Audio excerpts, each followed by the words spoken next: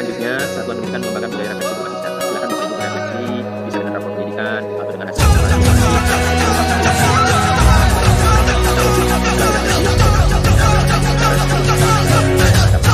Nah, kalau 5 ini Kita belajar Pancasila, kita bernafas dalam sila-silanya.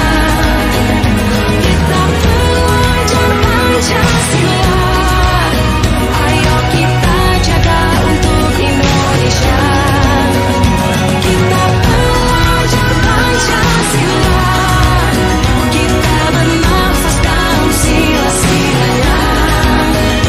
Kita belajar Pancasila, ayo kita jaga untuk Indonesia. berbuat baik, Bapak Ibu. Kita adalah hasil perbuatan baik dari guru-guru kita, dari orang tua kita. Nah, sekarang kita jadi guru, gantian berbuat baik untuk murid-murid kita. Itu saja Bapak Ibu. Dengan izin Bapak Ibu semua, kegiatan webinar kolaborasi komunitas belajar ini dibuka secara resmi. Bismillahirrahmanirrahim. Bismillahirrahmanirrahim. Baik, terima kasih Bapak Ibu. Mohon maaf atas segala kekurangan. Diakhiri dengan pantun lagi ya Bapak Ibu ya. Kalau di Sumatera ada Sungai Asahan, Cakep. di Jawa Barat Sungai Belanakan. Cakep. Cakep. Jika kesalahan, mohon saya dimaafkan. Terima kasih. Cakep. Sama-sama. Sama-sama Bapak. Wabillahi Taufik wal hidayah. Wassalamualaikum warahmatullahi wabarakatuh. Waalaikumsalam warahmatullahi Waalaikumsalam warahmatullahi wabarakatuh. Hatur nuhun Bapak Trisno Ikhwanuddin. Ya Bapak Ibu sekalian, benar ya bahwa segala sesuatu yang kita lakukan sekarang ini itu semata-mata untuk murid gitu, untuk memperbaiki kualitas pembelajaran kita dan bermuara pada murid-murid kita nanti di sekolah. Baik, alhamdulillah sudah ada 118 audiens. Kita lanjut lagi untuk acara selanjutnya, yaitu tadi CV sudah ditayangkan. Mari kita sambut pemateri pertama kita, yaitu Bapak Trisna. Kepada Bapak Trisna, waktu dan tempat disilahkan. Kasih ya Bu Timi, terima kasih Bu Timi, dan terima kasih juga kepada Pak Trisno. Tadi Pak Trisno sudah membuka kegiatan ini. Jika berkenan Pak Trisno, silakan untuk ada di Zoom. Tapi untuk kegiatan lain, Pak Trisno, maka diperbolehkan Pak Trisno untuk keluar dari Zoom. Terima kasih Pak Trisno atas tim speakernya, pesan kunci buat kita semuanya. Nah, baik Ibu Bapak, kita akan masuk karena tadi diawali oleh pantun oleh Bu Timi juga Pak Trisno gitu ya. Saya juga izin membalas pantun Ibu Bapak ya. Izin membalas pantun. Di ujung kulon ada burung merak, Mantap. di Cakep. Palmera ada burung kakaktua. Cakep. Bagaimana kabar Ibu Bapak? Alhamdulillah. Dapat salam dari saya Trisna. Iya, Ibu Oke, Bapak. salam balik Bapak. Kembali salam. Ya, Bu Timi, boleh di share screen, Bu Timi? Boleh. Mohon izin. Izin share screen. Aku ini pinter ya.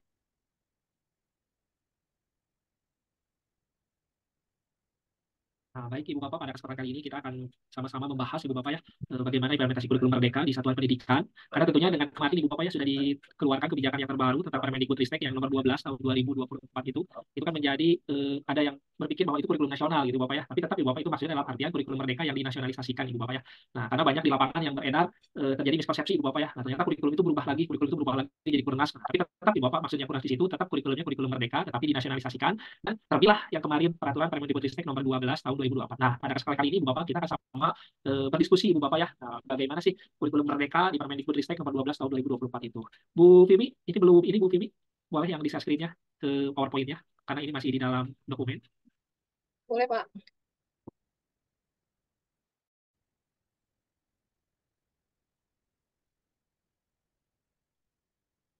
Oh, masih di dalam dokumen ya, bentar. Belum dibuka Bu ini. Iya, siap. Sudah ya, Pak? Sudah ada Ibu. Nah, baik ini Ibu Bapak, boleh Bu Vimi ke yang kedua. Siap, bentar, Pak. Nah, ini Ibu Bapak, inilah intinya kurikulum merdeka ini Ibu Bapak tidak lepas dari potret pendidikan Indonesia pada saat ini Ibu Bapak ya. Nah, ini yang pertama jika kita lihat dari hasil PISA yaitu Program for International Student Assessment Ibu Bapak ya. Jika kita bandingkan Ibu Bapak dari tahun kemarin Ibu Bapak ya, di tahun 2000 yang kemarin yang terbaru tahun 2022 ini mohon maaf Ibu Bapak ya, saya ada sedikit typo. Ini mohon maaf. Nah, ternyata meskipun dari tahun sebelumnya sampai tahun yang terakhir 2022 kita ada kenaikan, tetapi naiknya belum terlalu signifikan Ibu Bapak ya. Nah, ini tentunya bisa kita rasakan juga Ibu Bapak ya melihat dari hasil rapor pendidikan kita. Selanjutnya yang kedua Ibu Bapak, nah ini terjadinya learning loss Ibu Bapak ya. Kemarin kita pandemi. Nah, saya juga berdiskusi juga Ibu Bapak, ternyata efek pandemi ini sampai sekarang masih sangat terasa Ibu Bapak ya. Nah, coba Ibu Bapak ada yang ingin memberikan pendapatnya Ibu Bapak. Nah, apakah di satuan Ibu Bapak kemarin setelah terjadi pandemi, kemarin setelah learning loss itu, nah, efeknya masih terasa tidak Ibu Bapak sampai saat ini? Mungkin ada satu orang yang mau bercerita? Apakah ada yang berkenan? Bu Meli, nah ini Bu Meli. Coba Bu Meli silahkan boleh. Bagaimana tuh? Apakah efek pandemi Ya, efek learning loss itu masih terasa Bu atau gimana tuh di satuan pendidikan Ibu?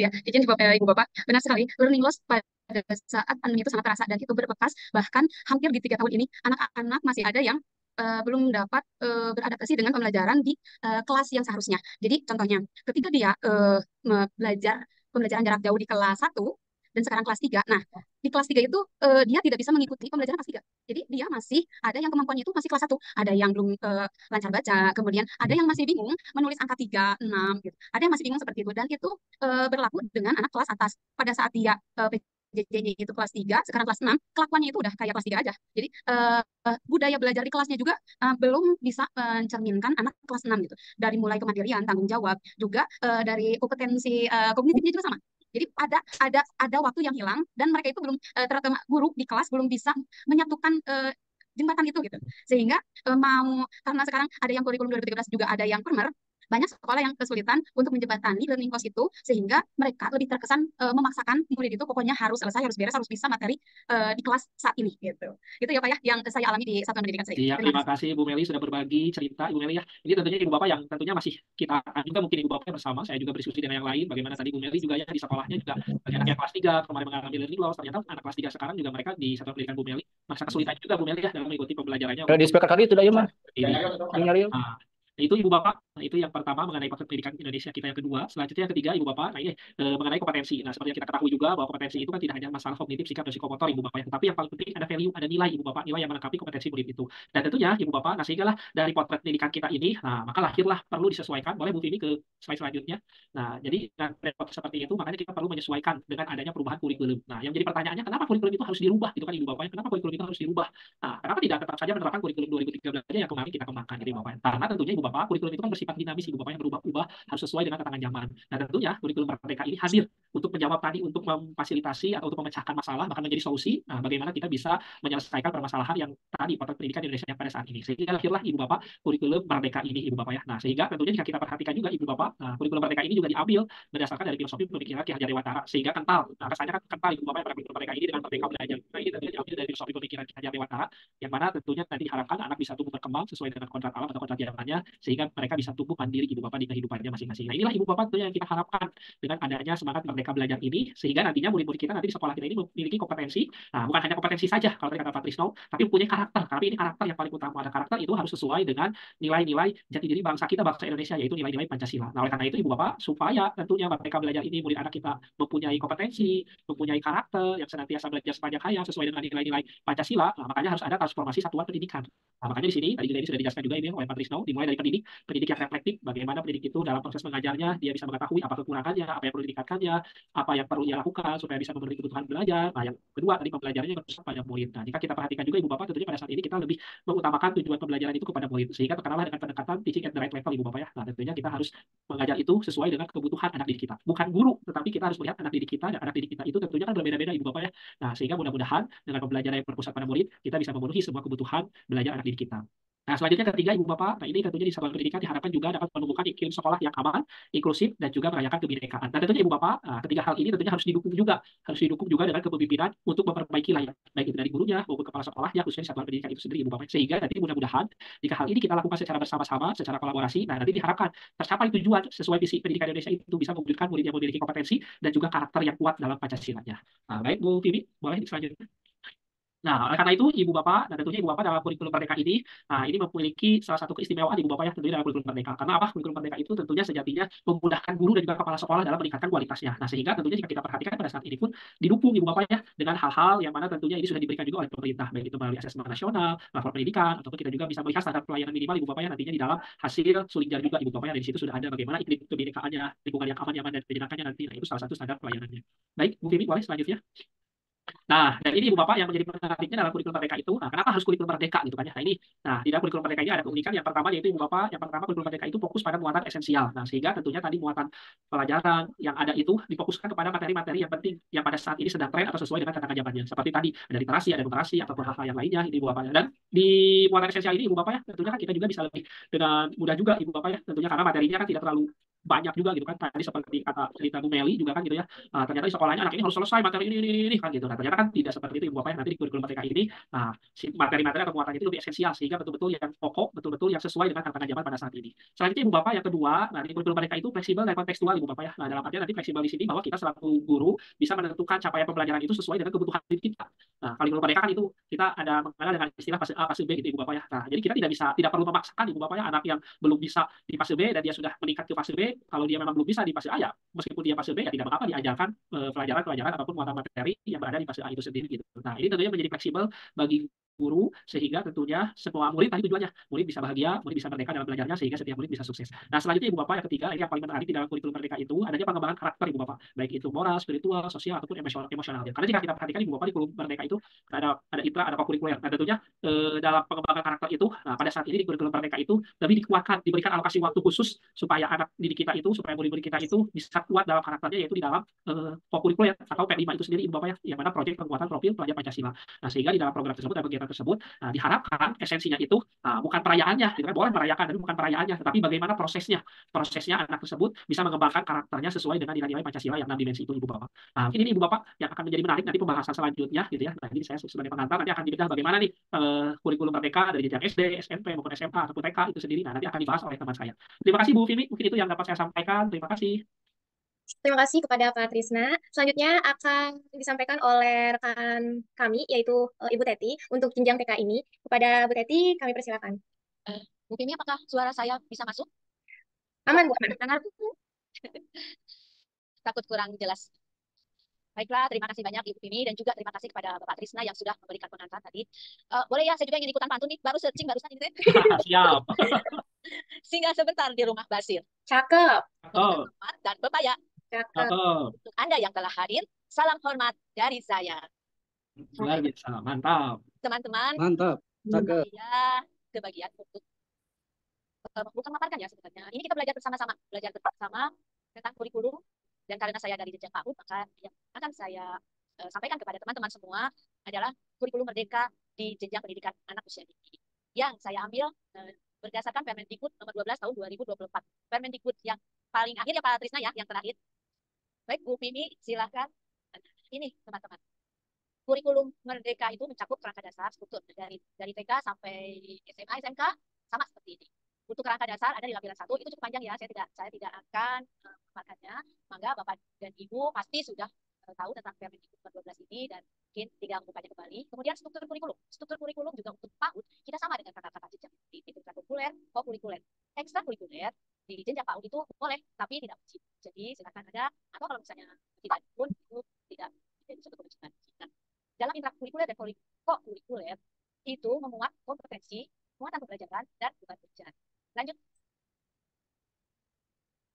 Kompetensi untuk di intrakurikuler itu dirumuskan dalam CPI, dalam capaian pembelajaran. Rekan-rekan, Bapak Ibu semuanya pasti sudah sangat mengenal tentang CPI. Jadi semuanya sudah hebat-hebat. Tidak perlu diuraikan lagi ya Bapak Ibu. Sementara untuk kokurikuler, oh ya, tadi Pak Trisna sudah memberikan komentar bahwa kokurikuler itu P5 ya, P5 sedikit kalau dalam bahasa dalam Permendikbudnya itu paling tidak kokurikuler itu dilakukan pada P5. Kompetensinya itu berupa dimensi profil belajar Pancasila. Saya yakin rekan-rekan semua para peserta sudah sangat mengenal tentang dimensi belajar Pancasila. Nah, kemudian untuk muatan pembelajaran, khusus untuk PAUD, muatan pembelajaran itu dirumuskan secara terintegrasi dengan kompetensi yang dibangun. Jadi tidak seperti di jenjang kakaknya yang berupa mata pelajaran. Kalau di PAUD itu bukan. Tapi setiap kompetensi yang ada di capaian pembelajaran itu disertai juga dengan muatan pembelajaran. Kemudian untuk di kokurikuler, muatan pembelajarannya itu termuat tema P5. P5 PAUD itu kan salah satunya kreativitas dan imajinasi, aku cinta Indonesia, ada. Nah, dan tema-tema itulah yang menjadi muatan pembelajaran untuk kokurikuler atau untuk di P5. Maka Bu Vini selanjutnya. Selanjutnya, ini adalah saya ambil dari kepala di PAUD itu kurikulum ketika yang khas atau yang adalah penyelarasan antara kompetensi dengan muatan pembelajaran yang juga mendukung tercapainya perkembangan anak secara holistik hingga kemampuan fondasi terpenuhi. Kemampuan fondasi itu yang tercantum dalam CPI. Satuan PAUD dapat menyelenggarakan ekstrakurikuler. Jadi seperti yang sudah saya katakan tadi bahwa ekstrakurikuler merupakan pilihan. Kemudian didukung dengan keseluruhan baik layanan isi PAUD berkualitas. Selanjutnya, Ibu Teti, izin, maaf, suaranya kurang keras sepertinya. suaranya kurang keras ya? Sudah. Ya, Apakah sekarang sudah? Atau masih? sedikit lagi, Bu. Halo, 1, 2, 3, Ya, masih? sudah cukup, Ibu. Terima kasih. Nah, ini yang berikutnya. Apa itu layanan PAUD berkualitas? Bapak dan Ibu, semuanya kita bisa bersama-sama belajar. Saya juga masih belajar ya Bapak dan Ibu tentang PAUD berkualitas ini. Kita punya panduan umum layanan eh, PAUD berkualitas. Ada punya Bapak Ibu bisa searching eh, dan di PAUDpedia kalau tidak salah. Kemudian untuk kita bisa mengerti secara keseluruhan, seharusnya kalau seharusnya gitu ya, kita harus belajar semua yang ada di sini. Ini ada apa semacam petanya gitu ya, apa saja yang harus kita pelajari dan semua buku-bukunya itu ada. Misalnya seri elemen 1 tentang proses pembelajaran yang berkualitas. Itu sudah ada ya Bapak dan Ibu, jadi semuanya bisa mendownload. Saya sendiri pun saya masih mempelajari. Buku yang segini banyak ya Bapak Ibu. Wah, masih saya pelajari. Belum selesai ya. Nah, kemudian ada seri 2-nya, yaitu seri elemen 2 tentang kemitraan dengan orang tua, tentang penyelenggaraan kelas orang tua. Elemen ketiga tentang mendukung pemenuhan kebutuhan esensial anak usia dini. Kemudian seri keempatnya tentang perencanaan, lingkungan belajar inklusif, kriteria minimum sarana prasarana, dan juga lingkungan belajar partisipasi. Nah, saya hanya ingin menyampaikan highlight dari buku pedoman umum tentang PAUD berkualitas ini, Bapak dan Ibu. Jadi inti dari layanan PAUD, pertama, memahami mengenai profil peserta didik yang perlu dicapai di akhir partisipasi di PAUD. Jadi Bapak dan Ibu, kalau yang dari PAUD, dari jenjang PAUD, dari TK, Kober, dan seterusnya, pasti mengenal STPPA. Nah, itu adalah profil peserta didik yang perlu dicapai di akhir partisipasi. Kemudian kedua, memahami mengenai visi dan misi yang akan dijalankan oleh satuan PAUD. Dan itu tentunya sudah kita buat di KOSP ya. Kalau sekarang istilahnya jadi apa KSP kalau misalnya. Kalau saya masih pakai KOSP itu di kurikulum saya. Kemudian yang ketiga, pemahaman lingkup pelayanan yang perlu disediakan oleh PAUD. Nah, ada 4 elemen pelayanan. Pertama, kualitas proses pembelajaran. Tadi saya sudah sebutkan Bapak dan Ibu buku panduannya ada ya, kita tinggal download atau kemungkinan Bapak dan Ibu sudah punya dan sudah mempelajarinya. Mungkin malah lebih tahu dibanding saya ya Bapak dan Ibu. Kemudian kemitraan dengan orang tua itu juga sudah ada buku panduannya. Kemudian adanya layanan yang memantau pemenuhan kebutuhan anak usia dini di luar pendidikan. Ini Bapak Ibu yang kita pelajari di PAUD HI. Di PAUD HI itu adalah layanan, ada pendidikannya, ada kesejahteraan, dan ini yang dimaksud dengan layanan memantau pemenuhan kebutuhan anak usia dini. Bapak dan Ibu, saya yakin sudah banyak yang belajar tentang PAUD HI. Ya. Kemudian terakhir, kepemimpinan dan pengelolaan sumber daya. Bapak dan Ibu, sekali lagi, saya, maaf, Bu Bibi itu nah, sekali lagi, saya ini memaparkan atau menyampaikan kepada Bapak Ibu untuk belajar bersama Bapak Ibu. Saya berharap di komunitas belajar kita masing-masing, misalnya ingin bareng dengan komunitas belajar saya, yuk kita belajar bersama-sama dan ayo kita memahami bersama-sama. Mungkin hanya itu saja materi yang saya sampaikan webinar hari ini. Terima kasih banyak, terima kasih semuanya sudah hadir. Wassalamualaikum warahmatullahi wabarakatuh. Waalaikumsalam. Terima kasih Bu Teti atas pemaparan di jenjang PAUD atau TK-nya. Selanjutnya kita beralih ke jenjang SD nih Bapak Ibu, kurikulum Merdeka seperti apa sih yang sekarang ini? Supaya tidak miskonsepsi, mari kita dengarkan langsung paparan dari Ibu Meli. Kepada Ibu Meli, waktu dan tempat disilahkan. Ya, terima kasih Ibu Vini atas kesempatannya. Mohon maaf, slide-nya bisa maju. Next slide, Bu. Itu yang PAUD. Apakah suara saya terdengar, Bu? Terdengar, Nah, Bu. dah. Ya. Itu SMP kelewat, SD kelewat. Bu Vivi. Nah, itu. Nah, kelewat, Bu. Lewat. Sepertinya sinyal Ibu atau saya ya. Nah, ini saya sudah benar. Di SD. Benar, Bu? Kalau tampilan di saya ini PAUD. Masih Udah Bu, PAUD? ini SD Bu. Oh, ini SD. Betul, ya, Bu? maaf. Ya, sudah ya. Ya. Terima kasih atas kesempatannya. Ini adalah saya akan membahas tentang pembaruan struktur kurikulum di Permendikbud nomor 12 tahun 2024 terutama di jenjang SD. Kalau sebelumnya para narasumber sudah berpantun ya, saya skip dulu pantunnya. Berhubung di sini sedang sangat besar hujan, kemudian sinyalnya juga agak kurang stabil, jadi takutnya terputus di tengah jalan. Baik, yang pertama adalah menurut Permendikbud nomor 12 tahun 2024 untuk jenjang SD ada beberapa target perubahan. Yang pertama itu ada menghilangkan tes calistung dari proses penerimaan PPDB pada jenjang sekolah dasar dari TK atau PAUD yang mau masuk ke SD itu tidak diperbolehkan untuk tes. Tidak ada tes baca, tes hitung, dan tes-tes yang lainnya. Yang kedua ada penerapan masa pengenalan lingkungan hidup atau MPLS, lingkungan sekolah atau MPLS selama 2 minggu pertama di tahun ajaran baru atau lebih kita kenal itu transisi PAUD SD. Karena di mana peserta didik kelas 1 itu masih butuh adaptasi yang sangat tinggi ketika mereka pergi ke SD. Mulai dari jam belajar, biasanya mereka masuk pagi jam 10, jam 9 udah pulang.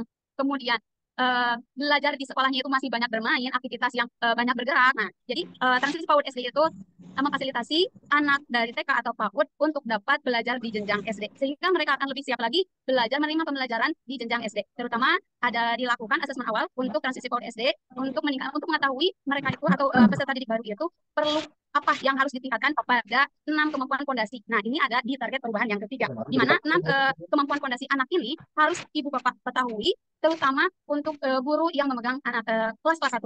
Sehingga ketika masa MPLS awal, kemudian diberikan asesmen awal, nah, guru bisa merancang pembelajaran sesuai dengan kebutuhan siswa berdasarkan 6 kemampuan fondasi tersebut. Jadi, untuk target perubahan kedua dan ketiga itu saling berkaitan. Jadi, 6 kemampuan fondasi ini bisa diketahui dari asesmen awal yang dilakukan pada saat MPLS yang 2000 atau masa transisi. Bisa next slide, Bu. Yang kedua di SD yaitu ada penetapan bahasa Inggris sebagai mata pelajaran wajib di tahun 2027 dan 2028. Tetapi hal ini diberikan masa transisi kepada satuan pendidikan, karena bahkan sampai saat ini masih ada sekolah yang masih belum menerapkan kurikulum merdeka di satuan pendidikannya. Tetapi untuk sekolah-sekolah yang berada di daerah luar 3T, masa transisi atau masa persiapan untuk mengimplementasikan kurikulum merdeka diberikan waktu 2 tahun. Sampai 2027-2028 mereka harus sudah bisa menggunakan kurikulum merdeka. Sedangkan sekolah-sekolah yang berada di luar wilayah yang berada di dalam wilayah 3T, mereka itu diberikan waktu 3 tahun sebagai waktu transisi atau persiapan untuk melakukan implementasi kurikulum merdeka. Penerapan bahasa Inggris sebagai mata pelajaran wajib di tahun ini, di tahun 2027-2028 itu merupakan salah satu langkah strategis yang diambil oleh pemerintah untuk meningkatkan kompetensi generasi muda dalam menghadapi tantangan globalisasi. Dengan penguasaan bahasa Inggris tentunya mereka mengharapkan murid mampu berkomunikasi dengan lebih efektif, lincah, yang lebih luas. Dengan mengakses banyak informasi melalui fasilitas digital saat ini, tentu akan meningkatkan peluang mereka untuk mendapatkan pekerjaan di dunia kerja nantinya. Implementasi kebijakan ini saat ini disertai dengan pelatihan intensif bagi guru-guru bahasa Inggris atau guru kelas agar dapat menyediakan materi yang berkualitas. Salah satunya adalah saat ini sedang ada program dari Kemendikbudristek itu, yaitu untuk guru SD atau guru bahasa Inggris yang mengajar di SD, mereka diundang untuk mengikuti program fasilitator bahasa Inggris gitu ya. Nah, itu semacam peningkatan kompetensi untuk guru SD yang mungkin pada saat ini sudah lama tidak mengajarkan bahasa Inggris karena pada saat kurikulum 2013 bahasa Inggris di SD itu dihilangkan. Sehingga guru yang memiliki background bahasa Inggris pun mereka harus beradaptasi kembali untuk dapat mengajarkan bahasa Inggris di kelas atau di SD. Apalagi dengan penggunaan kurikulum 2013 dan kurikulum merdeka yang sedikit berbeda. Kalau dulu kan masih dengan tujuan pembelajaran, kemudian indikator, kalau sekarang lebih kepada CP, ATP, sehingga besar sekali hal yang perlu guru SD lakukan untuk dapat memfasilitasi pembelajaran bahasa Inggris di SD. Tentunya kurikulum yang dirancang ini menekankan aspek praktis penggunaan bahasa Inggris dalam kehidupan sehari-hari, bukan sekadar teori. Nah, langkah ini juga dapat diharapkan mempersiapkan murid-murid di Indonesia untuk dapat bersaing di era global yang semakin kompetitif sedini mungkin. Penetapan bahasa Inggris sebagai mata pelajaran wajib di SD ini ada 3 hal yang menjadi alasan atau dasarnya mungkin ya. Nah, yang pertama adalah bahasa Inggris sebagai kebutuhan seluruh anak Indonesia.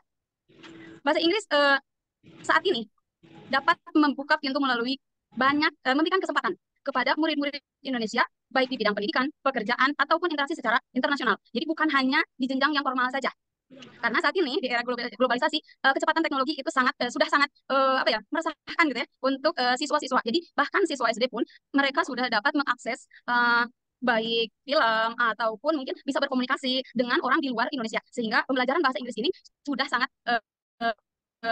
urgent diberlakukan di jenjang sedini mungkin, yaitu di SD, yaitu untuk mempersiapkan siswa-siswa atau murid-murid kita dapat berinteraksi secara internasional. Dengan menguasai bahasa Inggris, anak-anak Indonesia tentunya dapat mengakses sumber daya pendidikan yang lebih luas, seperti buku dan jurnal ilmiah sebagian besar yang ditulis dengan bahasa Inggris. Selain itu, kemampuan berbahasa Inggris juga meningkatkan daya saing mereka di pasar global.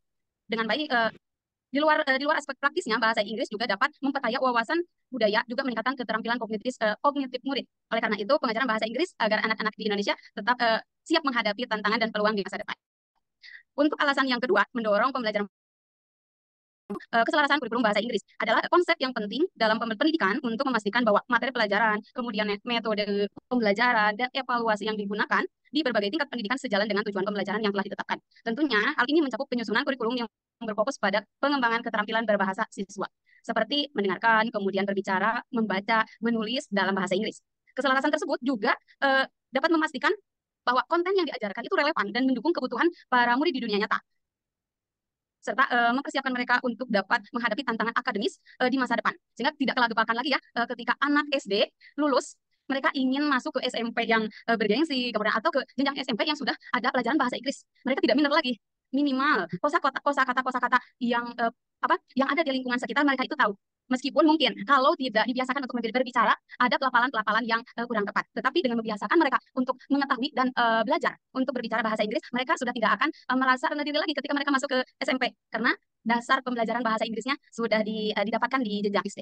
Yang ketiga, yaitu pemerataan kualitas pembelajaran. Yaitu salah satu tantangan juga dalam dunia pendidikan, terutama di negara-negara berkembang seperti Indonesia ya.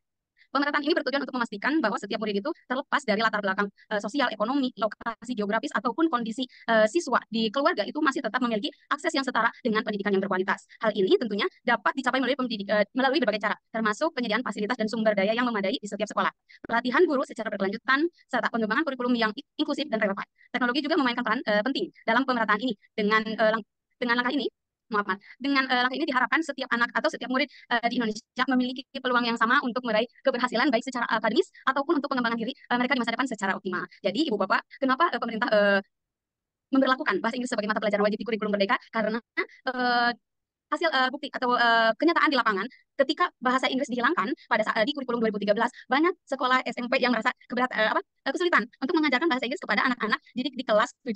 Kenapa begitu? Karena mereka tidak diberikan dasar untuk belajar bahasa Inggris di SD-nya gitu. Mungkin kebanyakan gitu atau sebagian besar itu terjadi di sekolah-sekolah negeri ya. Karena kalau di sekolah swasta itu pasti pembelajaran bahasa Inggris sudah termasuk pada salah satu pembelajaran mulok mungkin ya. Jadi ada tambahannya. Tapi untuk sekolah-sekolah negeri SD rata-rata pada saat diberlakukan kurikulum 2013 maka pembelajaran bahasa Inggris dihilangkan. Nah, Ibu Bapak mungkin ketika pembelajaran bahasa Inggris di tahun 2027-2028 wajib diadakan di seluruh satuan pendidikan, maka struktur kurikulum di KOSP Ibu Bapak wajib mencantumkan bahasa Inggris dan ada tambahan 1 JP.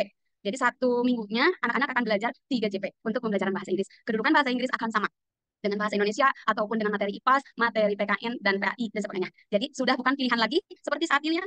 Kalau saat ini ketika sekolah memperlakukan kurikulum merdeka di sekolahnya, bahasa Inggris masih menjadi pilihan. Boleh dilaksanakan atau boleh dimasukkan ke dalam kurikulum satuan pendidikannya, boleh tidak. Dan ketika banyak sekolah yang memasukkan bahasa Inggris ke dalam KOSP-nya, struktur kurikulum KOSP-nya, masih banyak yang mengajarkan sebisanya guru itu. Jadi karena pembelajaran bahasa Inggris di SD dibebankan pada wali kelas, tidak di guru mapelkar.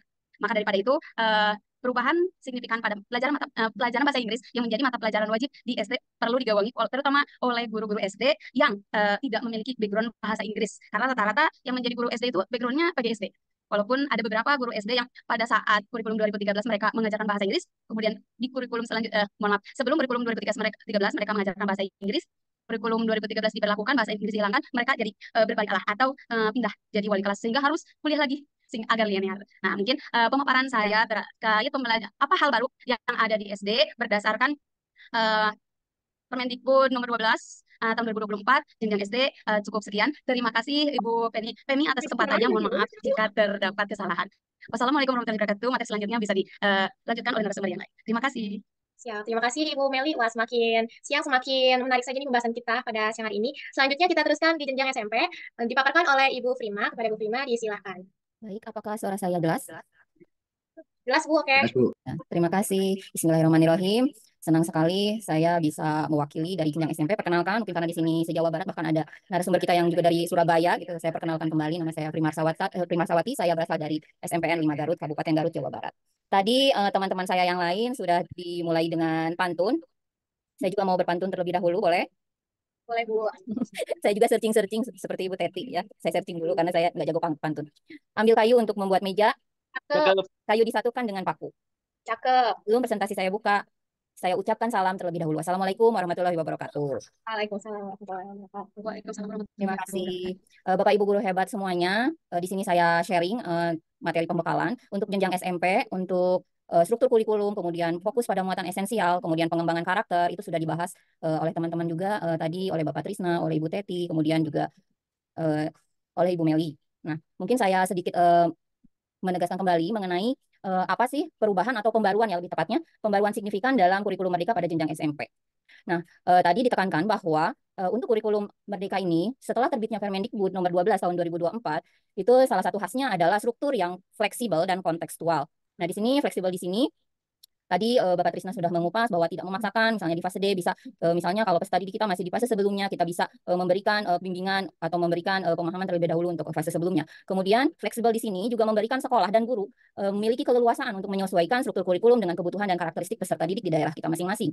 Dan selain itu juga pengaturan beban belajar yang menjadi per tahun. Nah ini ya, yang keleluasaannya di pengaturan beban belajar, kemudian pengorganisasian dan perencanaan pembelajaran yang diatur sendiri oleh satuan pendidikan. Nah, untuk validitasnya di Permendikbud nomor 12 tahun 2024 ini diserahkan kepada kepala sekolah sebagai kepala satuan pendidikan di kurikulum satuan pendidikannya. Dan sesuai dengan konteks karakteristik, visi, misi, serta tujuan satuan pendidikan.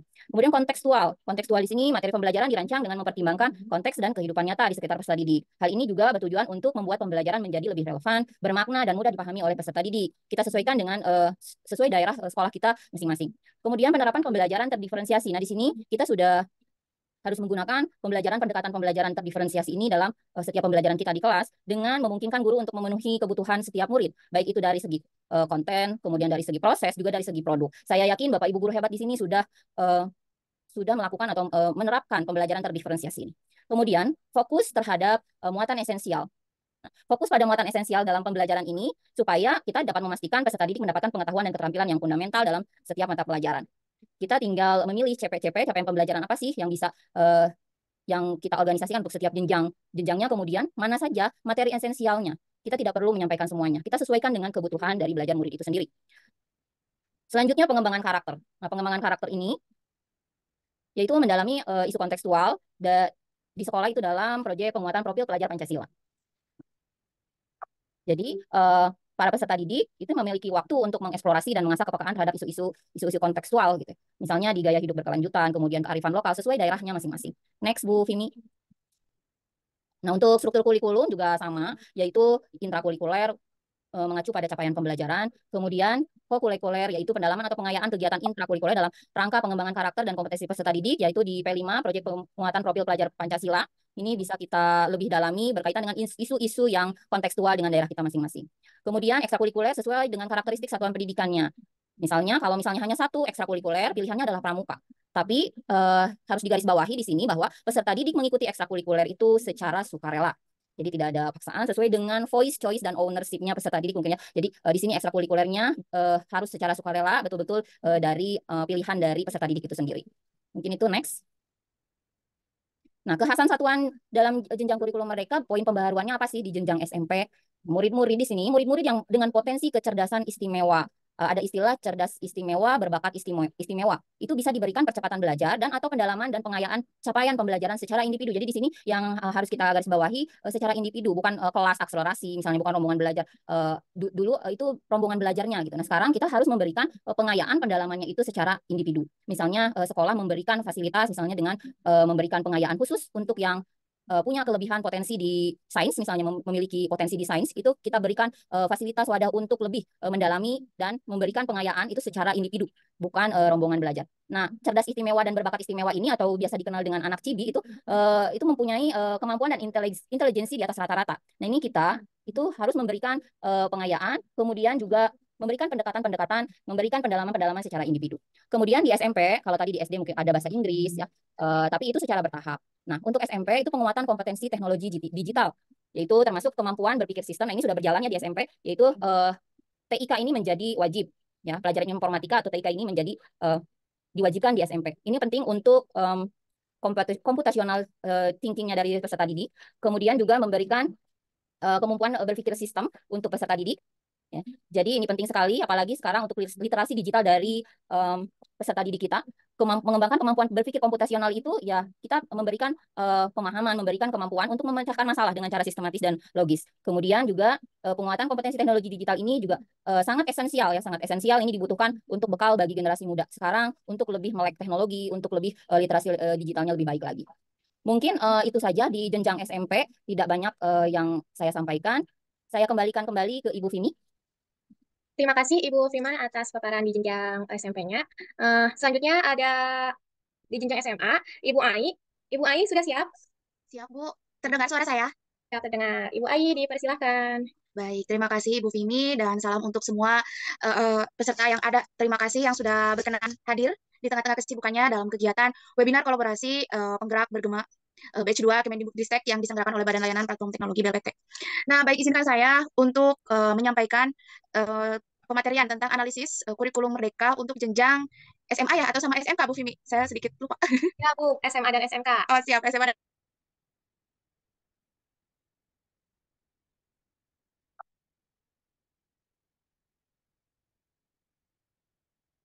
Bu Ai. Terpental kayaknya Bu Vini. Walah, Bu Ai sepertinya terpental. Hmm. Pak Trisna, masih ada? Gimana, Bu? Nampaknya Bu Ai terpental, Pak. Kita lanjut jenjang SMA oleh Bapak. Ke kompal saja dulu, Bu. Ke kompal saja. Kombel saja. Ya. Baik. Bapak Ibu, kita lanjut ke Kombel. Untuk materi Kombel ini akan disampaikan yang pertama oleh Ibu Nani. Ya. Ibu Nani sudah siap? Sudah siap. Suara saya terdengar? Aman, Bu. Terdengar Ibu. Baik, baik. Dengar Ibu. Aman. Izin share screen untuk materi Kombel. Boleh minta tolong di share screen ya. Sudah ada, Bu? Baik, ada. Baik. Assalamualaikum warahmatullahi wabarakatuh. Salam Ibu Bapak Guru Hebat Indonesia. Baik, terima kasih untuk seluruh partisipan yang telah bersedia mengikuti kegiatan pengimbasan komunitas bergema 2 ini yang kami laksanakan secara kolaborasi. Mohon izin kepada semuanya, Ibu Bapak Guru Hebat. Saya di sini akan memaparkan sedikit tentang mengenal komunitas belajar. Namun, pertama saya sampaikan di sini bukan berarti saya jadi narasumber, saya sudah mumpuni di bidang ini atau tentang materi ini. Kita sama-sama berbagi praktik baik, sama-sama belajar. Baik, mari kita sama-sama berdiskusi untuk tentang mengenal komunitas belajar. Baik, dilanjut Ibu Pini. mohon maaf barusan terputus ya Pada sinyalnya. menu sesi ini tentang mengenal komunitas belajar, ada 3 poin yang akan kita bahas bersama-sama, yaitu yang pertama, apa itu komunitas belajar, kemudian yang kedua, fokus komunitas belajar, dan ketiga, jenis komunitas belajar. Mungkin nanti untuk ketiga poin ini pemaparannya akan dibagi 2 dengan rekan saya, Pak Jemi. Baik, dilanjut Ibu Pini. Nah, Ibu bisa diturunkan dulu ke bawah. Oke. Baik, apa itu komunitas belajar? Ibu Bapak Guru Hebat. Ini dia yang disebut dengan komunitas belajar, yaitu merupakan sekelompok guru dan tenaga kependidikan atau GTK yang belajar bersama, berkolaborasi secara terjadwal, dan berkelanjutan dengan tujuan yang jelas serta terukur untuk meningkatkan kualitas pembelajaran sehingga berdampak pada hasil belajar murid. Yang mana komunitas belajar merupakan strategi utama atau kunci yang dapat meningkatkan kemandirian GTK untuk meningkatkan kualitas pembelajaran melalui aktivitas kelompok seperti belajar bersama, menyelesaikan tantangan pembelajaran, berbagi praktik atau ide, memberikan umpan balik yang efektif, dan bagian yang paling penting adalah menerapkan hasil kombel atau komunitas belajar pada pembelajaran di kelas. Sehingga tujuan meningkatkan kualitas pembelajaran dapat dicapai demi berdampak pada pembelajaran murid. Jadi di sini jelas ya Ibu Bapak bahwa komunitas belajar itu menurut saya itu merupakan suatu wadah untuk bagi para guru bersama-sama berdiskusi, berkolaborasi, berbagi praktik baik dengan memiliki rencana yang terjadwal serta berkelanjutan. Yang mana memiliki tujuan yang sama yaitu untuk apa? Untuk meningkatkan kualitas hasil pembelajaran yang ingin dicapai. Baik, lanjut Ibu Pimi. Nah, ini dilewat saja ya Bu. Oke. Nah, sekarang kita lanjut ke fokus komunitas belajar. Baik, next Bu. Nah, ini Ibu Bapak, fokus komunitas belajar yang akan kami sampaikan adalah yang pertama berpusat pada peningkatan kompetensi guru dan tenaga kependidikan. Yang mana dijelaskan bahwa Kombel yang difokuskan untuk belajar dan berbagi sebagai upaya untuk meningkatkan kompetensi guru dan tenaga kependidikan. Kegiatan dalam Kombel difokuskan pada pemenuhan gap kompetensi guru dan tenaga kependidikan untuk dapat menjalankan peran dan tugasnya dengan optimal. Ini berdasarkan teori rujukannya dari ini ya, Community of Practice yang dikembangkan oleh Ethnie Winger Trainer tahun 2012. Kemudian yang kedua berpusat pada pembelajaran murid, yang mana Kombel yang berfokus pada pembelajaran murid, kegiatan dalam Kombel berfokus pada peningkatan pembelajaran murid. Kolaborasi bertujuan untuk meningkatkan kualitas pembelajaran atau menyelesaikan tantangan pembelajaran murid. Pada Kombel ini, aktivitasnya menggunakan siklus inquiry. Ada refleksi awal, ada perencanaan, ada implementasi, dan ada evaluasi. Teori rujukan ini dari Professional Learning Community yang dikembangkan oleh Richard Duforia dan kawan-kawan tahun 2016. Nah, Bapak Ibu sekalian, jadi komunitas belajar dengan fokus pada pembelajaran murid dan peningkatan kompetensi guru tenaga kependidikan yang dilakukan secara kombinasi dengan porsi yang lebih besar pada fokus pembelajaran murid. Jadi intinya sesuai ya dengan filosofi Ki Hajar Dewantara bahwa pembelajaran yang kita ciptakan itu memang harus berpihak pada murid, harus berfokus pada murid. Intinya murid, murid, dan murid. Jadi apapun yang kita lakukan, pengembangan kompetensi kita yang diwadahi dengan komunitas belajar ini tujuannya adalah untuk murid, murid, dan murid. Begitu Ibu Bapak. Baik, lanjut Ibu. Nah, ini fokus komunitas belajarnya berdasarkan siklus inquiry pada Kombel berpusat pada pembelajaran murid. Yang pertama, ada refleksi awal dulu, kemudian selanjutnya membuat perencanaan, dan kemudian setelah perencanaan tersebut tersusun dengan baik, kemudian mengimplementasikannya, setelah implementasi itu dilakukan, melakukan evaluasi. Dan begitu seterusnya ya, regulasinya seperti itu, untuk memfokuskan bagaimana komunitas belajar itu berdasarkan siklus inquiry tadi. Baik, next Ibu.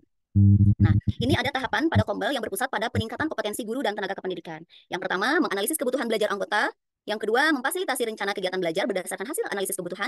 Kemudian selanjutnya yang ketiga, mencari fasilitator pembelajaran yang relevan terkait kebutuhan belajar. Kemudian yang keempat, menyelenggarakan kegiatan belajar di komunitas belajar. Yang kelima, mendokumentasikan dan mempublikasikan hasil kegiatan. Yang selanjutnya, mendampingi rekan sejawat dalam mempraktikkan hasil belajar di komunitas belajar. Dan yang ketujuh, evaluasi dan refleksi pembelajaran dan penerapan kegiatan. Jadi, ini tahapan pada Kombel yang berpusat pada peningkatan kita sebagai guru dan tenaga pendidikan. Tahapan yang pertama tadi menganalisis kebutuhan belajar anggota, betul. Jadi, setiap anggota yang tergabung pada Kombel itu harus dianalisis dulu kebutuhan belajarnya apa yang mereka butuhkan. Apa permasalahan mereka, misalkan, terus solusinya harus seperti apa. Kemudian memfasilitasi rencana kegiatan belajar berdasarkan hasil analisis kebutuhan tersebut. Jadi setelah menganalisis, melanjutkan ke merencanakan kegiatan belajar berdasarkan kebutuhan-kebutuhan yang tadi. Kemudian selanjutnya mencari fasilitator yang pembelajaran yang relevan. Jadi setelah tadi membuat perencanaan, kita mencari fasilitator nih yang dianggap cocok atau mampu untuk memfasilitasi kegiatan tersebut. Kemudian menyelenggarakan kegiatan belajar. Nah, barulah kita melaksanakan kegiatan belajar melalui komunitas belajar tersebut. Kemudian setelah menyelenggarakan kegiatan komunitas belajar, tentu kita harus mendokumentasikan kegiatan tersebut dan mempublikasikannya. Ya, ini mungkin salah satu untuk berbagi praktik baik dari apa yang telah dilaksanakan pada Kombel tersebut. Kemudian setelah itu mendampingi rekan sejawat dalam mempraktikkan hasil belajarnya di komunitas belajar gitu. Jadi salingnya mendampingi. Dan yang terakhir tentu setiap perencanaan program atau program yang dibuat, kita harus selalu senantiasa melakukan evaluasi dan refleksi untuk apa? Untuk perbaikan perencanaan atau kegiatan selanjutnya agar menjadi lebih baik lagi. Baik, Ibu, next, Bu. Oke. Nah, di sini ada pengisian instrumen komunitas belajar yang didorong untuk semua satuan pendidikan adalah untuk mengisi instrumen komunitas belajar secara berkala, sehingga satuan pendidikan dapat melakukan refleksi dan melihat kondisi komunitas belajar di satuan pendidikan saat ini. Harapannya, Kemendikbudristek dapat merancang strategi untuk mendampingi satuan pendidikan dalam mengoptimalkan komunitas di dalam sekolah. Dengan begitu, optimalisasi peningkatan kompetensi dan kualitas pembelajaran di kelas dapat terwujud. Jadi ini pengisian instrumen komunitas belajar ini didorong untuk semua satuan pendidikan untuk apa? Untuk tadi meningkatkan kompetensi atau kualitas pembelajaran di kelas ya. Makanya sekarang lagi booming-boomingnya ini komunitas belajar ibu bapak yang seperti ibu bapak ketahui mungkin sering ibu bapak ikuti juga banyak baik pun secara daring di PMM ataupun secara luring. Sekarang lagi booming-boomingnya karena memang ini menjadi bukan tuntutan mungkin anjuran Kemendikbudristek untuk bagaimana meningkatkan kompetensi kita sebagai guru yang memiliki peran sebagai pendidik. Baik, Ibu, next. Nah, mungkin itu ya untuk yang jenis komunitas belajarnya akan disampaikan oleh rekan saya Pak Jemi. Mungkin yang dapat saya sampaikan untuk kesempatan kali ini dicukupkan sekian. Mohon maaf atas kekurangan dan kehilafannya. Billahi taufiq wal hidayah. Wassalamualaikum warahmatullahi wabarakatuh. Terima kasih Ibu Bapak hebat semuanya. Terima kasih Ibu Pimi. Baik, terima kasih Ibu Nani. Selanjutnya akan dilanjutkan paparannya oleh Bapak Jemi. Bapak Jemi, apakah sudah siap? Siap, Ibu. Apakah suara saya terdengar jelas? Siap, Bapak. Oke. Pak Jemi dipersilahkan. Iya. Selamat siang menjelang sore atau udah sore ini ya? Udah sore mungkin ya. Ya, ada sore. Saya bangga ketemu teman-teman Jawa Barat. Saya satu-satunya yang dari Jawa Timur. Perkenalkan, nama saya Jemi. Saya dari SMP 15 Surabaya. Saya melanjutkan dari Bu Neng Nani, jadi tentang jenis komunitas belajar. Tapi sebelumnya berhubung tadi narasumber yang lainnya ngasih pantun, kayaknya saya nggak lengkap kalau nggak ngasih pantun, meskipun saya jarang berpantun. Izin ngasih pantun ya, Bu ya? Siap, Pak. Sekali-kali pergi ke kota. Cakep. Tempat singgah warung kopi Maya. Cakep. Udah pandai berpantun kawan narsum kita. Semoga tiap hari mau mengajari saya. Itu pantun terpaksa itu, Bu. Ya, bisa dipindah slide-nya, Bu ini. Ya. Jadi komunitas belajar ada 3, yaitu Kombel dalam sekolah, komunitas belajar antar sekolah, dan komunitas belajar daring itu yang ada di PMM. Jadi komunitas dalam sekolah yaitu komunitas belajar yang terdiri dari guru mapel, guru kelas atau lintas kelas, lintas mata pelajaran serta tenaga pendidikan. Kalau Kombel antar sekolah itu Kombel belajar antar sekolah merupakan kelompok DTK dari berbagai sekolah yang belajar dan berkolaborasi untuk meningkatkan hasil belajar murid. Wujud komunitas ini dapat berupa PKG, MGMP, MGBK, KKG, MKKS, KKS, tapi wilayahnya masih dalam satu wilayah. Sedangkan untuk Kombel daring merupakan komunitas secara virtual yang ada di menu komunitas di platform Merdeka Mengajar atau PMM. Komunitas belajar daring ini dapat mewadai komunitas belajar antar sekolah untuk saling berjejaring dan berbagi informasi tanpa batasan jarak di PMM. Jadi untuk yang Kombel daring ini jangkauannya lebih luas bila dibandingkan dengan Kombel antar sekolah. Yang antar sekolah mungkin bisa satu kabupaten, satu kota. Yang lebih kecil lagi adalah Kombel dalam sekolah. Itu di lingkup satuan pendidikan saja. Nah, mungkin next, Bu. Ini, sudah selesai. Nah, bagaimana kita merawat Kombel? Mungkin saya mau jelasin itu dulu. Kalau kita di Kombel sekolah itu, saya izin share screen bisa, Bu Kimi? Boleh, Pak. Baik.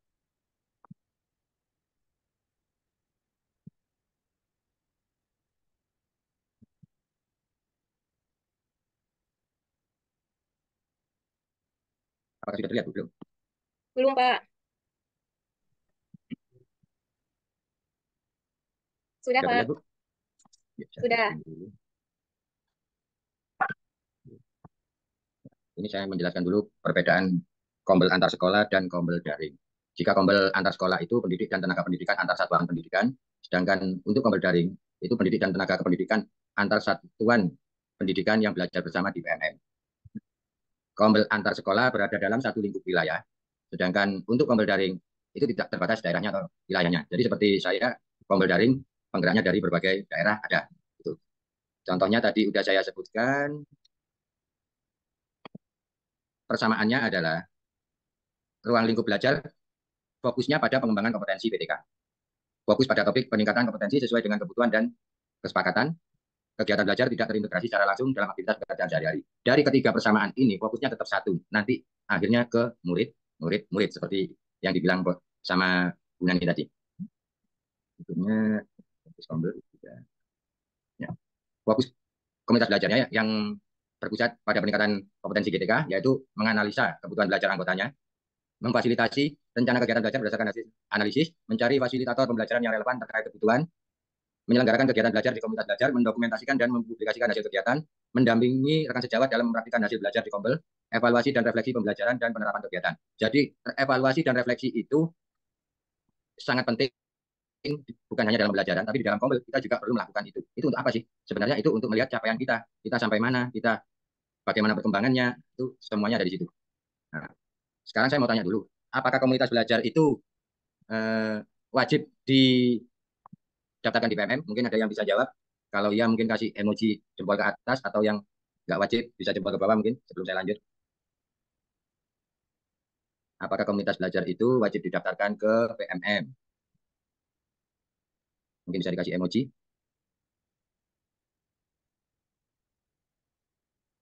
Kalau ke bawah nggak wajib, kalau ke atas wajib, gitu ya? Atau sebaliknya? Kalau jempol ke atas tidak wajib, jempol ke bawah wajib. Mana nih? Jangan-jangan ketiduran semua. Halo? Halo. Pak. Tidak wajib. Wajib. Oh, yang wajib ada yang tidak wajib. Tidak wajib, tidak wajib. Nah, ini yang jawab dua ini. Kalau ini, wajib dan tidak wajib. Ya, jadi Kombel itu, komunitas belajar itu tidak harus didaftarkan di PMM. Terutama untuk komunitas belajar dalam sekolah. Jadi tidak wajib. Jadi Bapak Ibu kalau punya komunitas belajar dalam sekolah, tidak wajib didaftarkan di PMM juga nggak apa-apa. Yang penting kegiatannya jelas, kegiatannya terarah, kegiatannya terjadwal, itu sudah cukup. Dan yang pasti terakhir harus ada evaluasinya. Terus bagaimana kalau kita mau mendaftarkan Kombelnya ke PMM? Jadi syarat dan ketentuannya pendaftaran komunitas belajar di PMM itu memiliki penggerak atau pengurus komunitas yang aktif, memiliki pertemuan rutin, dapat secara daring atau luring untuk mendiskusikan pembelajaran dan atau pengembangan diri guru, memiliki anggota yang sudah atau akan menerapkan kurikulum merdeka. Catatannya yaitu setiap komunitas dapat diwakili paling sedikit satu dan paling banyak 3 penggerak komunitas. Maksudnya ini 3 penggerak komunitas ini yang tercantum di dalam PMM. Meskipun penggeraknya ada 10, cuman yang dicantumkan di PMM hanya bisa 3. Limitnya hanya 3. Terus setiap penggerak dapat menjadi penggerak pada komunitas belajar maksimal 3 komunitas belajar. Jadi setiap penggerak komunitas bisa menjadi penggerak komunitas belajar itu maksimal 3. Dan jika kita mengikuti komunitas itu maksimal kita bisa mengikuti 20 komunitas.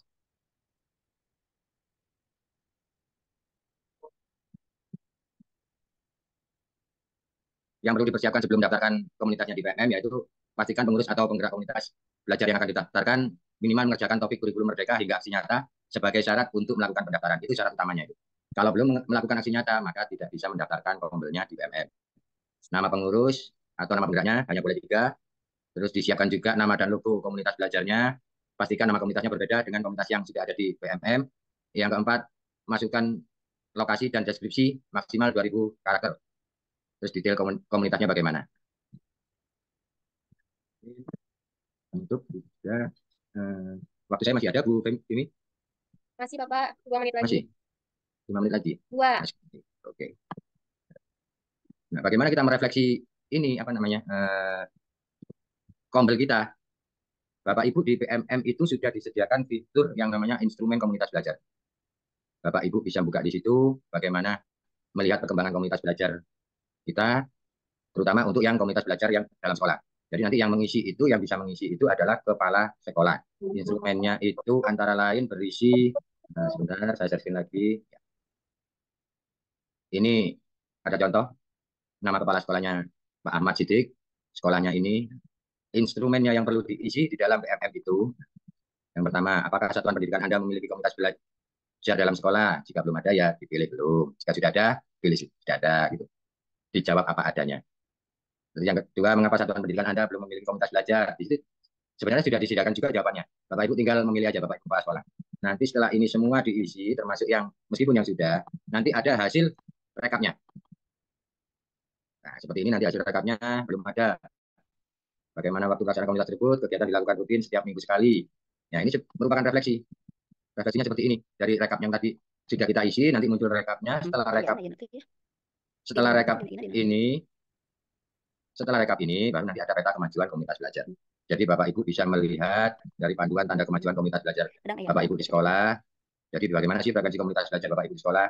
Nah, di sini ada kalau merah, sekolah belum memiliki komunitas belajar. Kalau kuning, komunitas belajar dilakukan sewaktu-waktu ketika dibutuhkan, jadi belum rutin atau kalau lagi pengen aja sih, kayak gitu. Terus yang hijau mulai berkembang lagi, komunitas belajar sudah berjadwal rutin, namun belum dilakukan per minggu.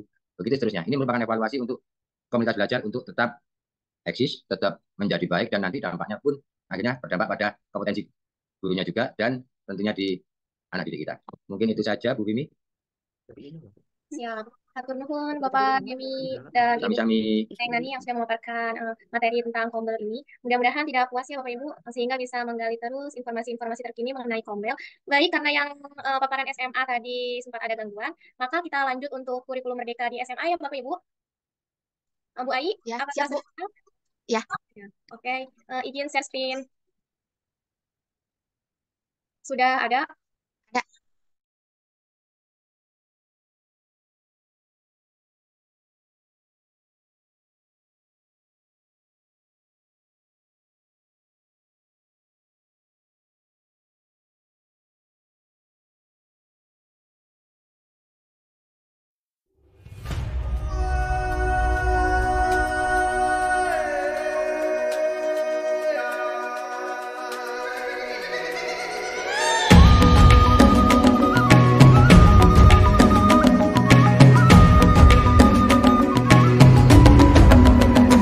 Bangun dan bukalah matamu saat